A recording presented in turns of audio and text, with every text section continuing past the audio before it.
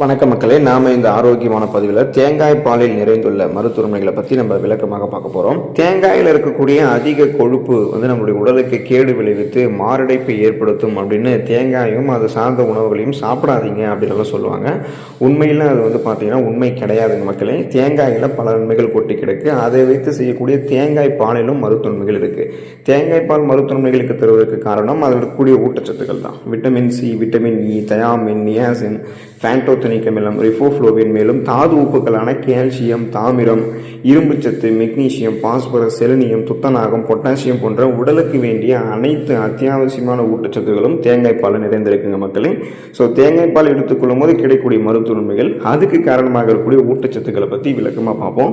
அதை பற்றி பார்க்குறதுக்கு முன்னாடி இந்த வீடியோவுக்கு மட்டும் ஒரு லைக் கொடுத்துட்டு இந்த தகவலை உங்களுக்கு தெரிஞ்சவங்களுக்கும் ஷேர் பண்ணிவிடுங்க. ஏன்னா இது அவங்களுக்கும் பயனுள்ளதாக இருக்கக்கூடிய ஒரு ஆரோக்கியமான பதிவு தான். இது போன்ற அப்டேட்ஸ்களை நீங்கள் தொடர்ந்து பார்க்குறதுக்கு நம்மளுடைய ஹெல்த் நியூஸ் தமிழ் சேனலை மறக்காமல் சப்ஸ்கிரைப் பண்ணி வச்சுக்கோங்க. பக்கத்தில் இருக்கக்கூடிய பெல் பட்டனையும் கிளிக் பண்ணி ஆல் அப்படின்ற ஆப்ஷனையும் செட் பண்ணி வச்சுக்கிட்டீங்க அப்படின்னா நாங்கள் போடக்கூடிய எல்லா அப்டேட்ஸும் உங்களுக்கு நோட்டிஃபிகேஷன் அடிக்கடி சேரும். செய்வாங்க மக்களே. இப்போ வீடியோக்குள்ளே போயிடலாம். அனீமியா என்று சொல்லக்கூடிய ரத்த சோகை நோய், இந்த நோய் குணப்படுத்தப்பட்டு மீண்டும் வராமல் தடுக்கப்படுவதற்கெல்லாம் தேங்காய் பால் எடுத்துக்கொள்ள வேண்டியது அவசியம்.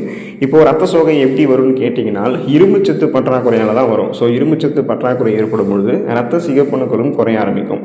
ரத்த சிகப்பணுக்கள் குறையும் பொழுது அதில் இருக்கக்கூடிய ரத்த புரதமான ஹீமோகுளோபினுடைய கவுண்ட்டும் குறையும். ஸோ அப்போ ஹீமோகுளோபின் தான் நம்முடைய உடல் உறுப்புகளுக்கு ஆக்சிஜனை சப்ளை பண்ணுது. அப்படிப்பட்ட ஹீமோகுளோபினுடைய கவுண்ட் குறைஞ்சதுன்னா என்ன ஆகும் நீங்களே யோசிச்சு பாருங்கள். போதுமான அளவு ஆக்சிஜன் உங்களுக்கு கிடைக்காம போகிறதால மயக்கம், தலைவலி, உடல் சோர்வு, உடல் பலவீனம், கவனமின்மை, இந்த மாதிரியான அறிகுறிகள், அது அதிகமாகும் போது குமட்டல், வாந்தி, மயக்கம், இந்த மாதிரிலாம் உங்களுக்கு ஏற்படும். ஸோ இதெல்லாமே அனிமியாவுக்கான அறிகுறிகள் தான். இதிலிருந்து நீங்கள் விடுபடணும் அப்படின்னா வளமான அளவில் இரும்பு சத்து இருந்தக்கூடிய உணவுகளை எடுத்துக்கொள்ளணும். ஸோ தேங்காய் பால் எடுத்துக்கொள்ளுங்க. தேங்காய் பால் எடுத்துக்கொள்ளும் போது போதுமான அளவுக்கு இரும்பு சத்து கிடைக்க ஆரம்பிச்சு அனிமியா என்று சொல்லக்கூடிய ரத்த சோகை நோய்களுக்கான அறிகுறிகள் உங்களுக்கு எதுவுமே இருக்காது. ஏன்னா ஒரு கப் தேங்காய் பாலில் உடலுக்கு அன்றாடம் தேவைப்படக்கூடிய இரும்பு சத்தில் 20% அளவுக்கு உங்களுக்கு கிடைச்சிரும். ஸோ அப்போ ரத்தம் சார்ந்த பிரச்சனைகள் எதுவும் இல்லாமல் நலமோடு இருக்கலாம். உங்களுடைய உடல் எடை ஆரோக்கியமான முறையில் பக்க விளைவுகளே இல்லாமல் குறைக்கணும் அப்படின்னு நினச்சிங்கன்னா, கட்டுக்கோப்பான உடலமைப்பை பெறணும்னு நினச்சிங்க அப்படின்னா தேங்காய் பால் எடுத்துக்கலாம். இப்போ நம்மளுடைய உடல் எடையை குறைக்கணும் அப்படின்னாலே கண்ட ஆரோக்கியமற்ற உணவுகள்லாம் எடுத்துக்கொள்ளக்கூடாது. அதிக கலோரிகள் இருந்திருக்கக்கூடிய உணவுகள்லாம் எடுத்துக்கொள்ளக்கூடாது. குறைந்த கலோரிகள் இருந்திருக்கக்கூடிய ஆனால் அதே சமயம் உடலுக்கு வேண்டிய ஊட்டச்சத்துக்களை வளமான அளவில் கொடுத்து பசியை கண்ட்ரோல் பண்ணி உடல் எடையை குறைக்கக்கூடிய உணவுகளை தான் எடுத்துக்கொள்ளணும். ஸோ அப்படிப்பட்ட உணவு தான் தேங்காய் பால். ஸோ இப்போ நீங்கள் எடுத்துக்கிட்டிங்கன்னா அதிகப்படியான கலோரிகள் இருந்திருக்கக்கூடிய உணவுகளை சாப்பிட மாட்டீங்க. பசியை தேங்காய் பாலே உங்களுக்கு கண்ட்ரோல் பண்ணிடும். உணவுகளை சாப்பிட்டு முடிச்சு ஒரு ஃபீலை கொடுக்கும். அப்போ தேங்காய் பால் இருக்கக்கூடிய நார் சத்து, விட்டமின் சத்துக்கள் எல்லாம் என்ன பண்ணும் அப்படின்னா ஏற்கனவே உங்களுடைய உடலில் தேங்கியிருக்கக்கூடிய கொழுப்புகளை கரைத்து ஆற்றலாக மாற்றி கொடுக்கும். ஸோ கொலஸ்ட்ரால்ஸை எனர்ஜியாக கன்வெர்ட் பண்ணி நீங்கள் எதிர்பார்க்கக்கூடிய அளவுக்கு உங்களுடைய உடல் எடையை பக்க விளைவுகளே இல்லாமல் ஆரோக்கியமான முறையில் குறைத்து கொடுக்கக்கூடியதான் இந்த தேங்காய் பால். நோய் எதிர்ப்பு சக்தியை அதிகப்படுத்திக் கொள்வதற்கெல்லாம் தேங்காய் பால் எடுத்துக்கொள்ளலாம். ஸோ தேங்காய் பால் நமக்கு இம்யூன் பவரை கொடுக்கறதுக்கு காரணம் அதில் இருக்கக்கூடிய விட்டமின் சி என்று சொல்லக்கூடிய உயிர் சத்து தான். ஸோ விட்டமின் சி தேங்காய் பால் நிறைந்திருக்கிறதால நோய் எதிர்ப்பு சக்தி நமக்கு அதிகப்படுத்தப்பட்டு நமக்கு இருக்கக்கூடிய சாதாரணமான நோய்களை நம்ம குணப்படுத்திக் கொள்ளலாம். சளி, இருமல், காய்ச்சல், தலைவலி, இந்த மாதிரி பொதுவான நோய்கள்லாம் குணப்படுத்தப்படும். சீசனெல்லாம் புதுசாக அட்டாக் ஆகக்கூடிய பாக்டீரியா, வைரஸ் போன்ற பருவகால தொற்று வியாதிகள் வராமல் தடுக்கப்படும். முக்கியமாக அந்த நோய் எதிர்ப்பு சக்தியை கூட்டக்கூடிய மோனோலாரின் அப்படின்ற அந்த கூட்டு பொருள் தேங்காயில் மட்டும்தான் அதிகமாக இருக்கு. ஸோ இது நோய் எதிர்ப்பு ஆற்றலை நமக்கு அதிகரிக்கிறதுக்கு இயற்கையாகவே பார்த்தீங்கன்னா நமக்கு இது ஹெல்ப் பண்ணும். அப்போ அந்த இம்யூன் பவர் இன்க்ரீஸ் பண்ணி எந்த நோயுமே அட்டாக் ஆகாமல் ஒட்டுமொத்த நோய் எதிர்ப்பு சக்தி திறனையுமே வலுப்படுத்தி அந்த நோய் எதிர்ப்பு மண்டலத்தையே வலுப்படுத்தி அதுக்கான ஆற்றல் அதிகரிக்கிறதுக்கு வேண்டிய இரும்பு சத்தும் தேங்காய் பால் இருக்கிறதால எந்த நோயுமே அட்டாக் ஆகாமல் நம்ம நலமோடு வாழலாம். எலும்புகள் பலம் பெறுவதற்கு தேங்காய் பால் எடுத்துக்கொள்ள வேண்டியது அவசியம். எலும்புகள் வலிமையாக இருக்கிறதுக்கு கால்சியம் சத்து மிக மிக அவசியம். ஏன்னா அடிப்படையான ஊட்டச்சத்து அதுதான்.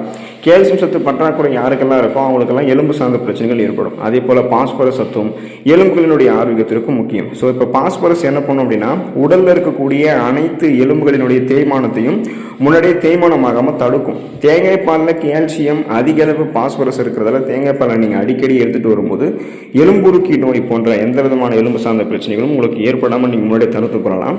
ஆஸ்டியோபோரோசிஸ், எலும்பு மெலிவு நோய், மூட்டு வலி, எலும்புருக்கி, முடக்குவாதம், எலும்பு மஜ்ஜைகளில் ஏற்படக்கூடிய பிரச்சனை, மூட்டு அலர்ச்சி, எலும்பு புரை போன்ற எந்த நோய்களுமே இல்லாமல் 30-40 வயதுக்கு அப்புறம் கூட எலும்பு சார்ந்த பிரச்சனைகள் இல்லாமல் நீங்கள் நலமாக இருக்கலாம்.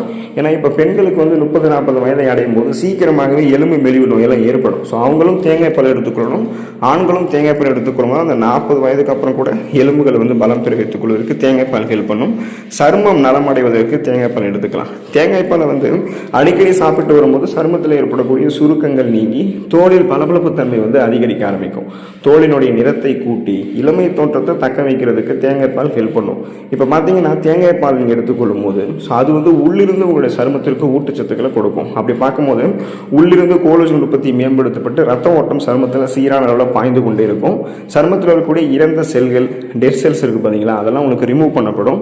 அழுக்குகள், கழிவுகள், கிருமிகள் இது அத்தனையுமே வெளியேற்றப்பட்டு இயற்கையாகவே சருமத்திற்கு பொலிவான மிருதுவான ஒரு தோற்றம் வந்து கிடைக்க ஆரம்பிக்கும். முகப்பொருட்கள், கண் கருவலியங்கள், கரும்புள்ளிகள், வயதான சுருங்கிய தோலமைப்பு, கோடுகள், கரைகள் படிந்த தோலமைப்பு எதுவுமே இல்லாமல் சருமம் வந்து சுறுசுறுப்பாக இயல்பாக நமக்கு வந்து ஆரோக்கியமாக இருக்கிறதுக்கு, பார்க்கும்போதே பிரகாசமாக தெரியறதுக்கெல்லாம் தேங்காய் பால் எடுத்துக்கொள்ள வேண்டியது அவசியம்.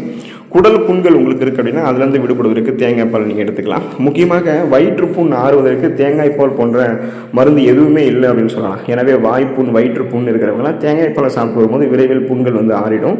ஸோ ஃபஸ்ட்டு உங்களுக்கு இந்த குடல் புண்கள் அப்படின்னு சொல்லக்கூடிய இந்த வயிற்றுப்புண், வாய்ப்புண், இந்த அல்சரெல்லாம் உங்களுக்கு எப்படி வருதுன்னு கேட்டிங்கன்னா நீங்கள் காலை உணவை சாப்பிடாமல் இருக்கிறதால தான் உங்களுக்கு வரும். அதே போல் அதிகமான காரசாரமாக இருக்கக்கூடிய உணவுகளை சாப்பிடும் போதெல்லாம் குடல் பாதிக்கப்பட்டு புண்கள் ஏற்படும். அந்த புண்கள் வந்து வயிற்றிலும் வந்து தெரியும், வாயிலையும் வந்து பார்த்தீங்கன்னா உங்களுக்கு அது ரிஃப்ளெக்ட் ஆகும். ஸோ இந்த மாதிரி வாய்ப்புண், வயிற்றுப்புண் இருக்குது அப்படின்னா நீங்கள் காலை உணவை மறக்காமல் எப்போதுமே சாப்பிட பழகிக்கோங்க. மார்னிங் பிரேக்ஃபாஸ்ட் சாப்பிடாமல் இருக்கவே கூடாது. மார்னிங் பிரேக்ஃபாஸ்ட் சாப்பிடாமல் இருக்கிறது உடலுக்கு பெரும் கெடுதல், அதை ஞாபகம் வச்சுக்கோங்க முதல்ல. ஸோ எந்த உணவாக இருந்தாலும் காலையில் வந்து நீங்கள் மார்னிங் பிரேக்ஃபாஸ்ட் வந்து எந்த வேலையாக இருந்தாலும் முதல்ல அந்த காலை பிரேக்ஃபாஸ்ட் வந்து நீங்கள் சாப்பிட்ருங்க. அதே போல் அந்த அல்சர் வந்து உங்களுக்கு தீர்வது வரைக்குமாவது இந்த காரசாரமான உணவுகள்லாம் சாப்பிடாம இருங்க. அப்போ தான் அது வந்து உங்களுக்கு சரியாக இருக்கும். அல்சர் கியூர் ஆகிறதுக்கு இந்த குடல் புண்கள் அதாவது தீர்வதற்கெல்லாம் தேங்காய் பால் எடுத்துக்கொள்ள வேண்டியது அவசியம். இப்போ வந்து அல்சர் தீர்ந்து விட்டதுக்கப்புறம் காரசாரமான உணவுகளை சாப்பிடலாமா அப்படின்னு கேட்டிங்கன்னா அப்பயும் சாப்பிடக்கூடாது. ஏன்னா காரசாரமான உணவுகள் எப்போதுமே குடலை வந்து பாதிக்கக்கூடியதாக தான் இருக்கும். ஸோ ரொம்ப ரொம்ப ரொம்ப கவனமாக இருக்கணும். கொலஸ்ட்ரால் பிரச்சனைகள் வந்து விடுபடுவதற்கு தேங்காய் பால் எடுத்துக்கொள்ள வேண்டியது அவசியம். முக்கியமாக தேங்காய் பால் இருக்கக்கூடிய நிறைவுற்ற கொழுப்புகளில் 50% வந்து லாரிக் அமிலம் இருக்குது. இது உடலில் இருக்கக்கூடிய கெட்ட கொழுப்பை வந்து குறைச்சி நல்ல கொழுப்பினுடைய அளவு அதிகரிக்குது. எனவே தேங்காய் பாலில் உணவுகளை நீங்கள் சேர்த்துக்கொள்ளும் பொழுது கெட்ட கொழுப்பினுடைய அளவு குறைக்கப்பட்டு நல்ல கொழுப்பினுடைய அளவு அதிகரிக்கப்படுவதாக ஆய்வுகளை தெரிவிக்கிறாங்க. இதனால் ரத்த நாளங்களில் படிந்திருக்கக்கூடிய கெட்ட கொழுப்புகள் குறைக்கப்பட்டு இதயத்திற்கு வேண்டிய நல்ல கொழுப்புகள் மட்டுமே கிடைக்கும். ரத்த நாளங்களில் எந்த கொழுப்பு படிவும் இல்லாததால் இதயத்திற்கு வேண்டிய ரத்த ஓட்டம் சீரான அளவில் செல்ல ஆரம்பிக்கும். உடலுக்கும் ரத்த ஓட்டம் சீரான அளவில் செல்லும். ஆக்சிஜன் சப்ளை கிடைக்கும். உடல் சுறுசுறுப்பாக இருக்கும், பலம் பெறும். இதயத்திற்கு ரத்த ஓட்டம் சீரான அளவில் கிடைக்கிறதால மாரடைப்பு, பக்கவாதம், இதய தமனிகளில் வீக்கம் ஏற்படுவது, இதய தசைகள் வலுவிழந்து போவது போன்ற எந்த பக்க விளைவுகளும் இதயத்துக்கு ஏற்படாது. இதயம் பன்மடங்கு பலம் பெறும். இதய துடிப்பு சீராக இருக்கும். ரத்த ஓட்டம் இதயத்திற்கு சீரான அளவில் கிடைத்துக் கொண்டே இருக்கும்.